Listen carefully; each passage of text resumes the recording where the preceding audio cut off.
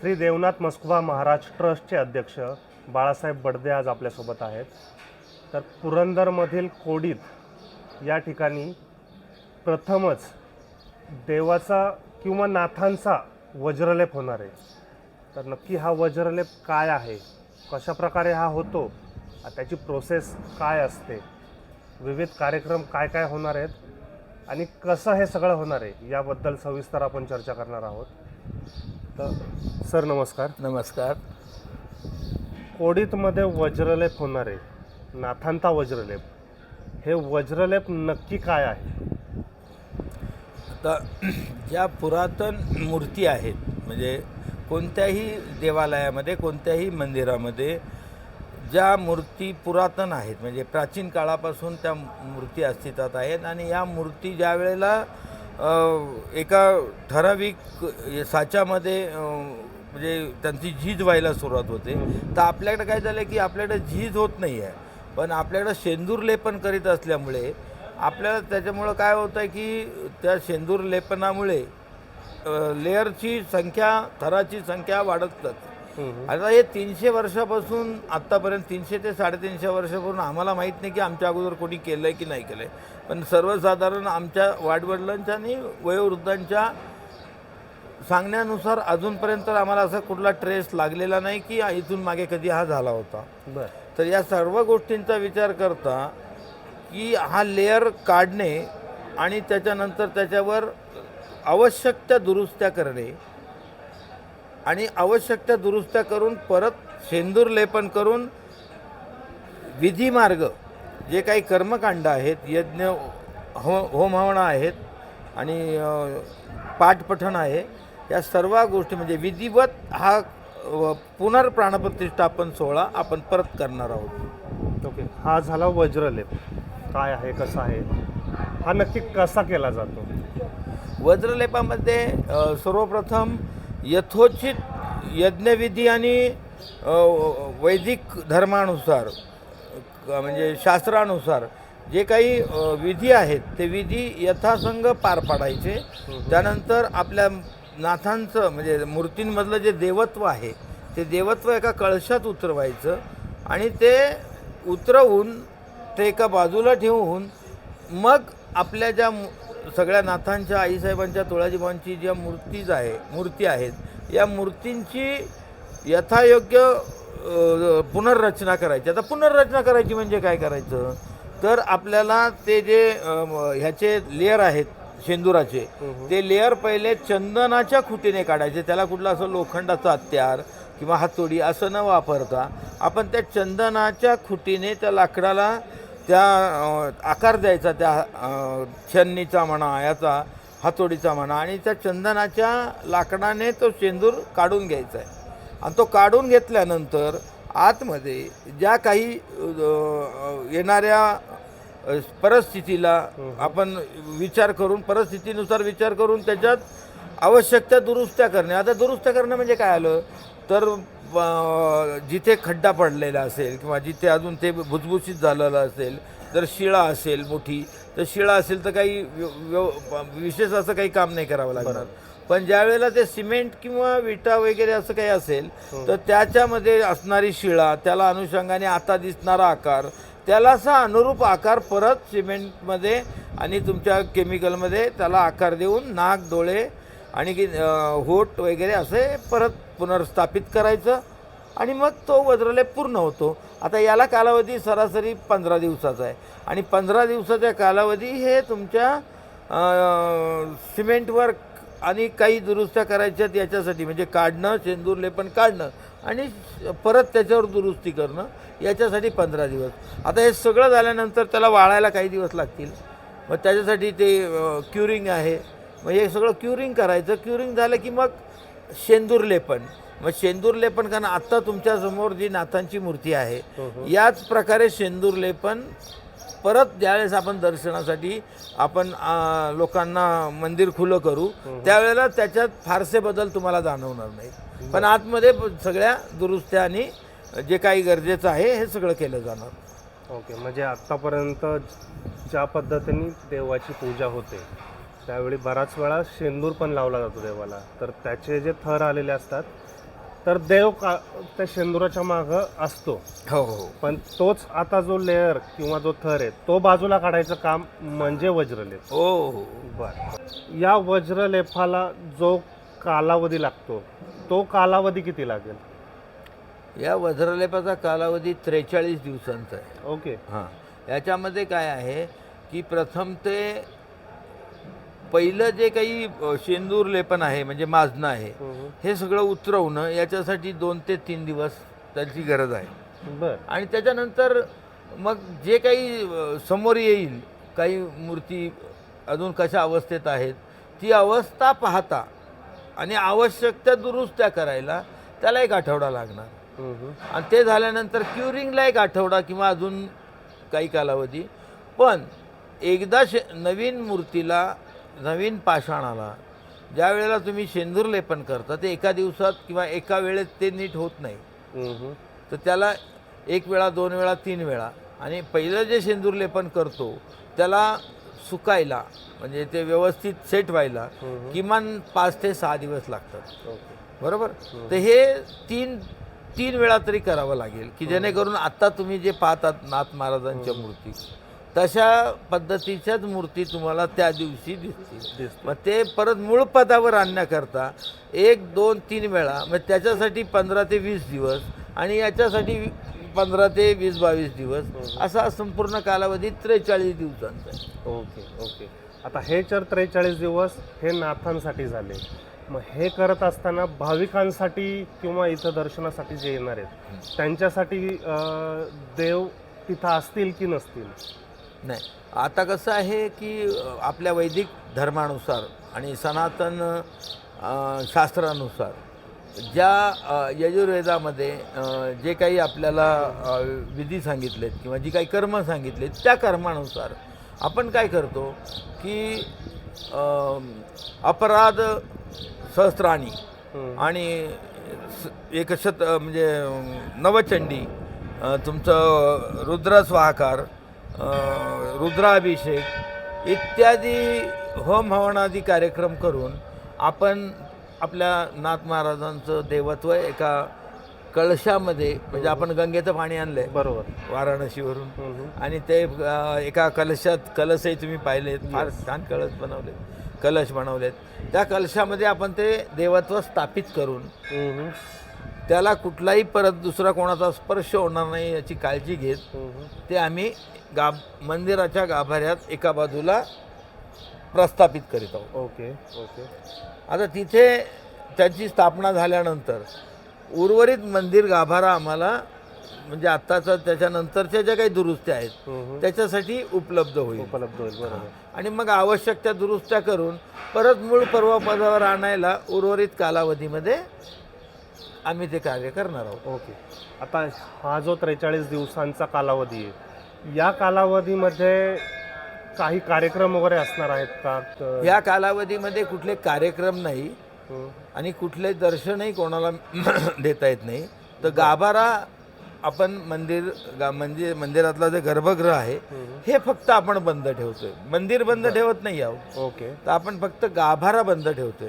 बरं. हां, म्हणजे जिथं आत्ताची जी मूर्ती आहे त्याचं फक्त तुम्हाला दर्शन नाही मिळणार, पण मंदिरात इतर जे आपले कार्यक्रम आहेत म्हणजे गुरुवारचा भंडारा, रविवारचा भंडारा, अमावास्येचा भंडारा, अमावास्येचा रविवारचा छबिना आणि आपले जे काही रोजचे पूजा अर्चना आहे हे नित्य कार्यक्रम रोजच्या रोज, आठवड्याच्या आठवड्याला, महिन्याची महिन्याला ही नित्य नेमाने चालू असतील. दर्शनाला आपण काय केलं आहे की गर्भगृहाच्या दरवाजामध्ये आपण गर्भगृह म्हणजे सभा मंडपामध्ये आपण एक चांगल्या प्रकारची श्रीनाथांची एक उत्सव मूर्ती स्थापित केली आहे. तिथे तुम्हाला बाकीचं सगळं दर्शन घेता येईल. सगळं बाकी जे काय बाकीचं नित्य नियमाने चालू राहील, फक्त वज्रलेप हा बाजूला चालू राहील. हां, बाजूला चालू राहील. बरं. वज्रलेप ज्यावेळी 43 दिवसांचा पूर्ण होईल त्याच्यानंतर नाथ महाराज आपल्या सर्वांसाठी मूळ रूपात परत असणारच आहेत. अगदी बरोबर. पण त्याच्यानंतर काय? एकदा वज्रलेप झाला त्याच्यानंतर काय असेल?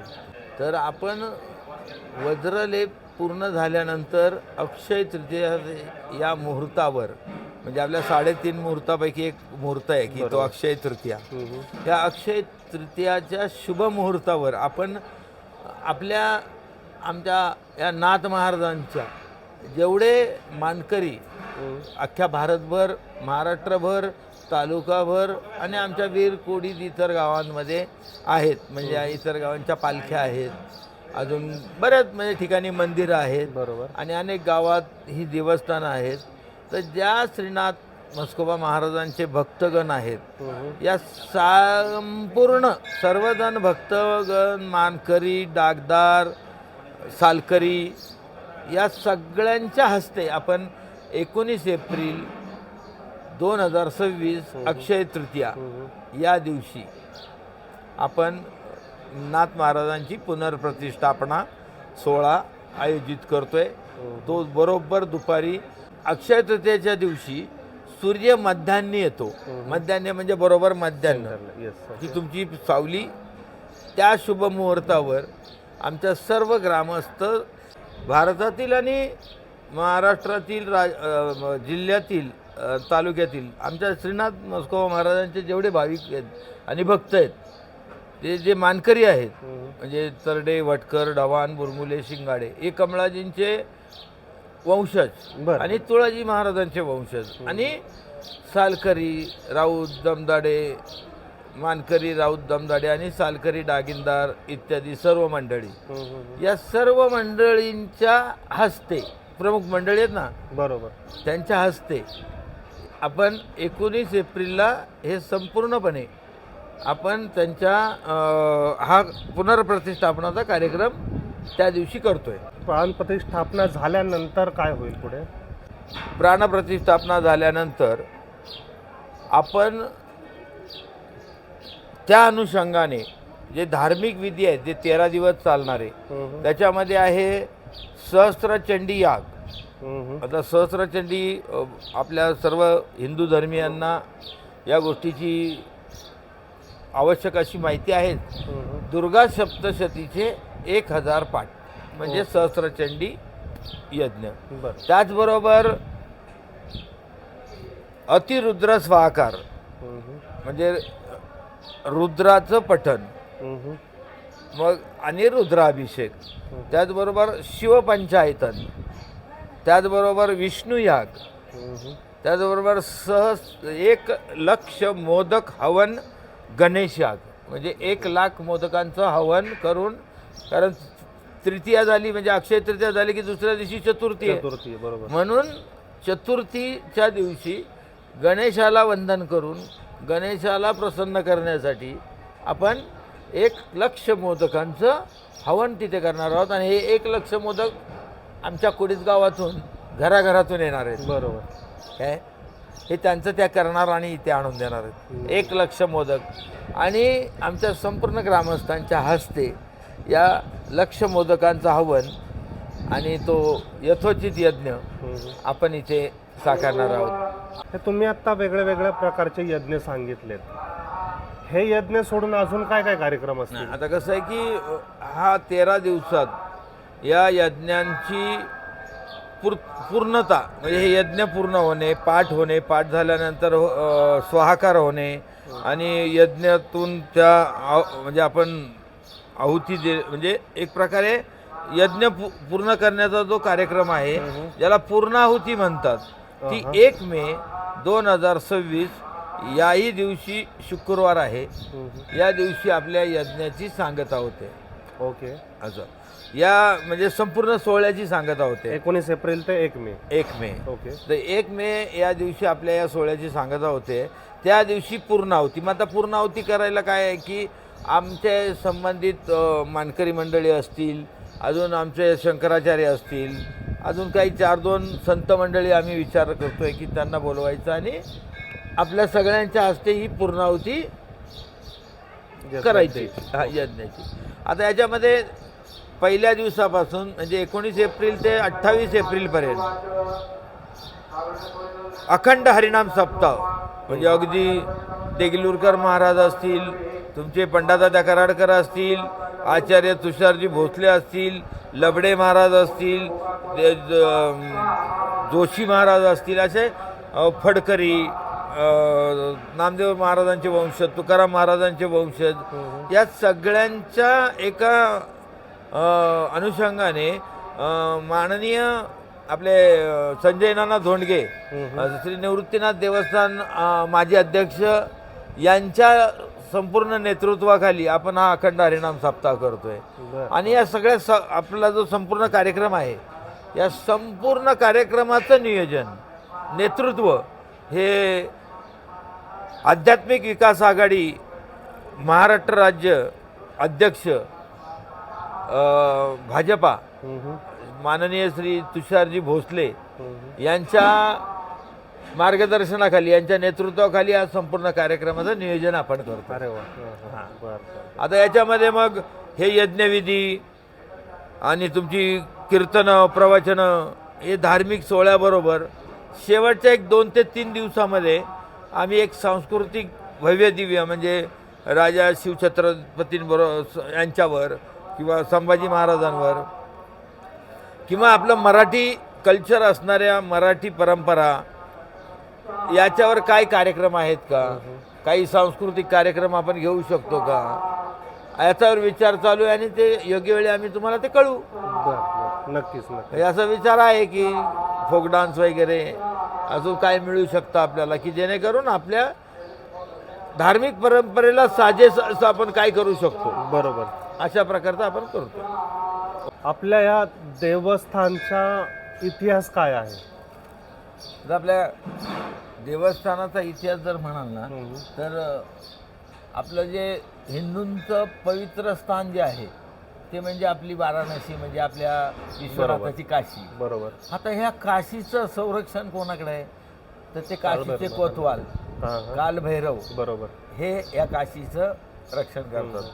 आता जर तुम्ही काशीला गेलात आणि तीर्थयात्रा पूर्ण करायची असेल तर तुम्हाला कालभैरवाचं दर्शन घेतल्याशिवाय तुमची काशीची यात्रा, तीर्थयात्रा पुरी होत नाही. बरोबर. तर हे कालभैरव, काशी खंडाचे कालभैरव श्रीनाथ मस्कोबा महाराज यांचं हे देवस्थान आणि यांचं हे मंदिर आहे.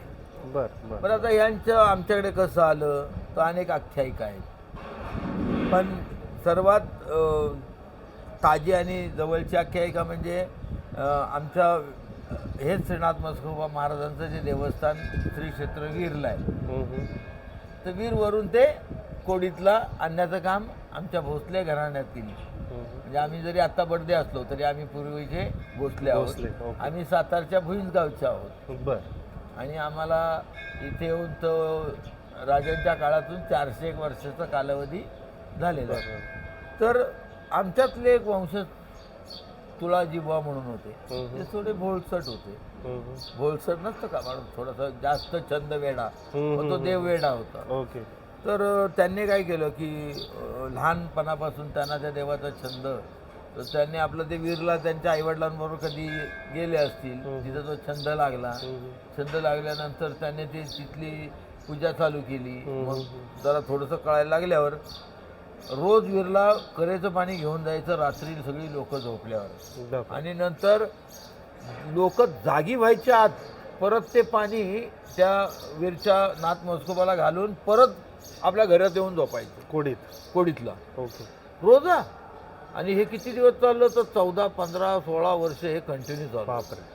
आता हे झाल्यानंतर शेवटी तुमची श्रद्धा, तुमच्या भावना आणि त्या देवाप्रती असणारा तुमचा लगाव, मग याच्यातून काय तयार होतं तर मग तो भक्तिभाव. आणि आत्ताचा आमचा हा जो नाथ संप्रदाय तयार झाला आहे, हा कमळाजी आणि तुळाजींच्या यांच्या भक्तीतून हे सगळं साकारतं आहे.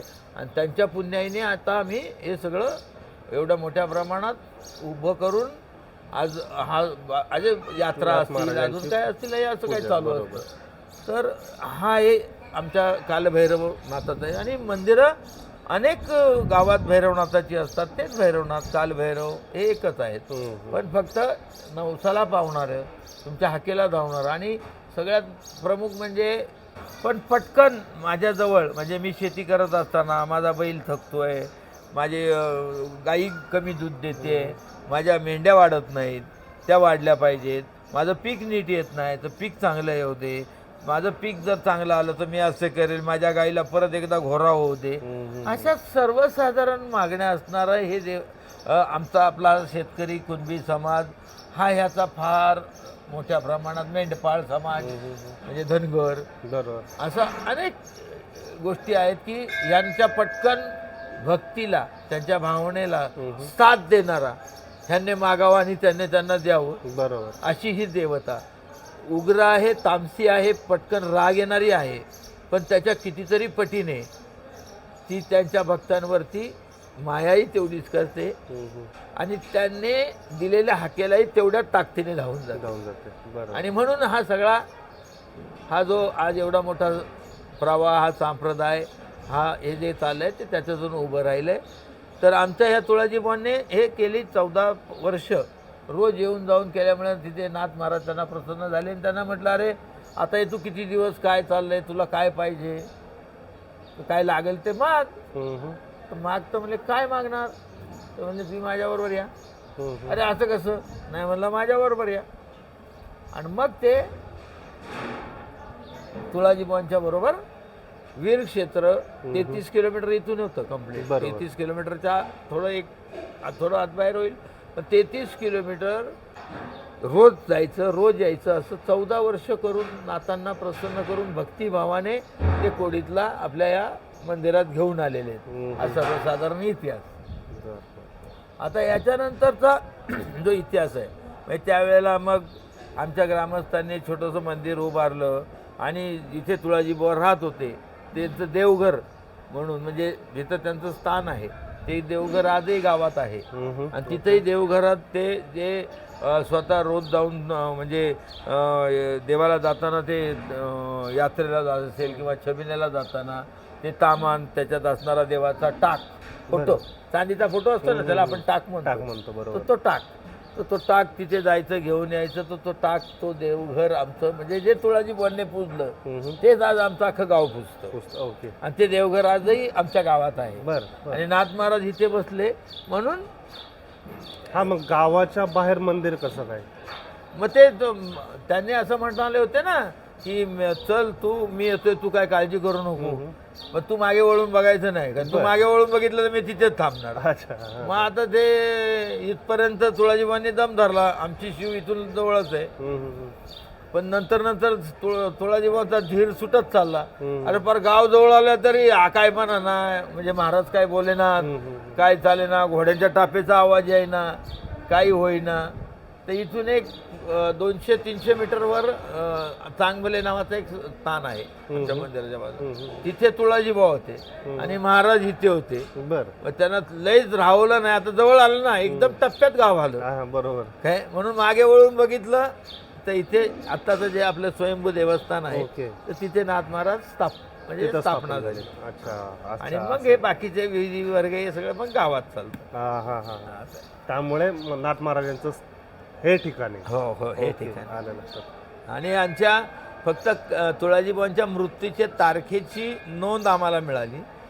वैशाख 12, 1753 ही त्यांच्या मृत्यूची तारीख आहे. म्हणजे 16व्या त्या 17व्या शतकाच्या मध्यभागी, म्हणजे 16वं शतक संपताना आणि 17वं शतक सुरू होताना हा माझा सरासरी कालावधी आहे. तर हा कालावधी छत्रपतींचा, बरोबर, म्हणजे राजांचा. आणि राजांच्या राज्याभिषेकोत्तर कालावधीमध्ये ह्या आमच्या सगळ्या घटना आहेत. बरोबर. ओके. नाथ महाराज वीरवरून इथं कसे आले हे तर आम्हाला सर्वांना समजलं, पण आज आपण बघतो आहोत की मंदिर एवढं सुंदर भव्य दिव्य बांधलेलं आहे, त्याच्यासाठी एवढी नक्षीकाम करतोय आपण, रंगरंगोळीचं काम खूप छान चालू आहे. तर या मंदिराचा इतिहास काय आहे? या मंदिराचा इतिहास म्हणजे नाथ महाराजांची मंदिरात स्थापना झाल्यानंतर एक 10 बाय 10 असं एक छोटंसं मंदिर होतं आणि एक 15 बाय 25चा एक सभामंडप पत्र्याचा होता. बरं. की जे आमच्या पूर्वजांनी त्यांच्या प्राप्त परिस्थितीनुसार त्यांनी त्यांचं ते यथाशक्ती ते बांधलं होतं. पण पुढे 1980च्या दशकामध्ये आमच्या ग्रामस्थांनी, म्हणजे आमच्या अगोदरची पिढी, म्हणजे आमच्या वडिलांचा काळ, आजोबांचा काळ, तर या काळामध्ये काय झालं की लोकांचं असं म्हणण्यात आलं की आपण जरा आपल्या मंदिराची पुनर्रचना करू, हम्म. पुनर्निर्माण करू, जीर्णोद्धार करू. म्हणजे जे जुनं झालंय ते बाजूला करू आणि नवीन मंदिर बांधू, असं सर्वसाधारणपणे त्यांच्या डोक्यात विचार आला. मग ते प्राप्त म्हणजे पुण्यात असणारी, मुंबईत असणारी किंवा त्याच्या अनुषंगाने इतर कुठे बाहेर गावी गेलेली आणि गावातली हे ग्रामस्थ एकत्र आले. आमच्याकडे ते एकत्र येण्याची 2 कारणं आहेत. एक आहे दसरा, 9 दिवस, 10व्या दिवशी दसरा. हे 10 दिवस आमच्या गावातला प्रत्येकजण आमच्या गावी कुठेही असो तो आपल्या गावामध्ये येतो. नवरात्र आणि दसरा. हां, माघ पौर्णिमा ते महाशिवरात्र या पूर्ण 10-15 दिवसामध्ये आमच्या गावातून बाहेर गेलेला ग्रामस्थ तो कोणत्याही कारण न सांगता, कोणतेही कारण न सांगता तो त्याचं काम करतो, इथे येऊन हजेरी लावतो किंवा तो येतो, येणं गरजेचं आहे. बरोबर. असं ते करतो आणि तो परत त्याच्या ठिकाणी जातो. तर हे सगळं ज्यावेळेला एकत्र आले तेव्हा त्यांच्या असं ठरलं की आपल्याला मंदिर बांधायचं नाथांनी. मग त्याने त्यांच्या त्यावेळच्या प्राप्त परिस्थितीनुसार काय शक्य आहे तर म्हणले आपण हे दगडात बांधू शकतो. बरं. मग तिथून पुढे दगडाची शोधाशोध झाली आणि बारामतीजवळ माळेगावच्या बाजूला पंधारे आणि त्या पंधाऱ्याला काही दगडाच्या खाणी आहेत. ओके. मग तिथून तो दगड आणला गेला. गावातले बरीचशी मंडळी म्हणजे त्यावेळेला उत्खननात त्या दगडघडाईमध्ये अशा प्रकारची कामं करत म्हणजे मदत करू लागले आणि टॉप टू बॉटम म्हणजे बॉटम टू टॉप म्हणजे खालचा पाया दगडात आहे आणि शेवटचा कळस बसतोय तो पण दगडात आहे. इथे कुठे वीट, माती, सिमेंट याचा वापर केला नाही, सगळं थांबतो. आता हे झाल्याच्यानंतर गावात काही कारणाने थोडेसे वाद सुरुवात झाली, काहीतरी होतं ना, बरं. अनेक घटना असतात. मग ग्रामस्थ आणि इथली काही आपापल्या ह्याच्यामध्ये थोडेसे वादविवाद तयार झाल्यानंतर ते काम मागे पडलं. कसं तरी 90पर्यंत चाललं होतं, 90-91 आणि त्यानंतर ते काही कारणाने थांबलं. आता काही वाद झाले, प्रकरण न्यायालयात गेलं. मग तिथून पुढे ट्रस्टचं निर्माण कार्य चालू झालं. त्याच्या अगोदर एक ट्रस्ट होती वगैरे वगैरे असे काही छोटे मोठे हे आलं आणि त्याच्यातनं ते काम बंद पडलं. बरं. आता हे काम बंद पडल्यानंतर 1999 साली आम्ही पुणे, मुंबईकर ह्या दसऱ्याच्या निमित्ताने आम्ही त्या ठिकाणी आमच्या नेहमीचे जे कार्यक्रम असतात त्या कार्यक्रमाच्या निमित्ताने आम्ही तिथं आलो. बरं. आल्यानंतर चहापाणी करत असताना एक विषय तिथे निघाला की अरे आपल्या माळावरचं मंदिराचं काम आपण जरा लक्ष द्यायला हवं. सगळी तरुण मुलं होती ना, 30, 32, 28, 26 अशा वयातली सगळी, लग्न झालेली, न झालेली, लग्न न झालेली अशी सगळी तरुण मुलं. असं चहा पिता पिता विषय आमच्या कुठेच गावात निघाला. बरं. की आपण मंदिर बांधलं तर काय, कसं करता येईल काय वगैरे. त्याच्यात एक असा उत्साह दिसला मुलांच्यामध्ये की सगळ्यांनी होकार दर्शवत मदत करायची तर करायची, पण श्रमदानही करणार, एकत्रितपणे काम करणार. मग आम्ही त्या कार्यक्रमामध्ये, आमच्या दररोजच्या होणाऱ्या कार्यक्रमामध्ये आम्ही घोषणा केली सगळ्या तरुणांनी, आमच्या ग्रामस्थांनी, आणि त्याला लावला. आम्ही श्री क्षेत्र कोडीत येथील माळावरील श्रीनाथ मस्कोबा मंदिराचं बांधकाम करणारच. आणि असा लावून 18 ऑक्टोबर 1999 विजयादशमी या शुभमुहूर्तावर आम्ही नारळ फोडला तरुणांनी. बरं. आणि ह्या कामाला, मंदिराच्या जीर्णोद्धाराला सुरुवात केली. पण सुरुवात करताना असं आमच्या पुढे पिक्चर असं काहीच नव्हतं. आम्हाला सभा मंडप बांधायचा एवढा, आम्हाला वावऱ्या अशा बांधायच्या, असं मंडप बांधायचा आहे, दिंडी दरवाजा असं काहीच नव्हतं आमच्याजवळ. पण ज्या वेळेला ज्या माणसांची गरज लागली त्या माणसांनी त्या वेळेला येऊन जिथं जे मार्गदर्शन पाहिजे ते मार्गदर्शन केले आणि ती निघून गेली. आता भक्तीने, श्रद्धेने आणि आमच्या नाथांवर असलेली श्रद्धा, भक्ती, भाव हा जर एकत्र आला, म्हणजे सगळी लोक या भक्तिभावाने येणारे सगळे भाविक एकत्र आले आणि त्यांना घेऊन जाणारा कोणीतरी जर व्यवस्थित असेल, बघा म्हणजे श्रद्धेने भक्तिभावाने एकत्रित काय केलं गेलं बरोबर. तर काय घडू शकतं, तर आमचं कोडीचं मंदिर घडू शकतं. हां कारण मंदिर घडत असताना आमच्या ग्रामस्थांनी आणि भाविकांनी म्हणजे श्रमदानातून फार मोठ्या मोठ्या गोष्टी केल्यात. हे दिसणारे संपूर्ण स्लॅब, PCC, कॉलम, बीम भरण्याचं काम अगदी श्रमदानाने केलंय. 400 ट्रॉली करेची वाळू ही श्रमदानातून आम्हाला ग्रामस्थांनी आणून दिली. बर 1.25 लाख वीट भट्टी आम्ही आमच्या मंदिराजवळ लावली, ती ग्रामस्थांच्या माध्यमातून लावलेली वीट आम्ही आमची बनवली. बर म्हणजे ग्रामस्थांनी त्यांना जेवढं शक्य आहे तन मन धन या सगळ्या गोष्टी एकत्रित आणत आमचं हे श्रीनाथ म्हस्कोबाचं कोडीत येथील मंदिर तयार होत आलं.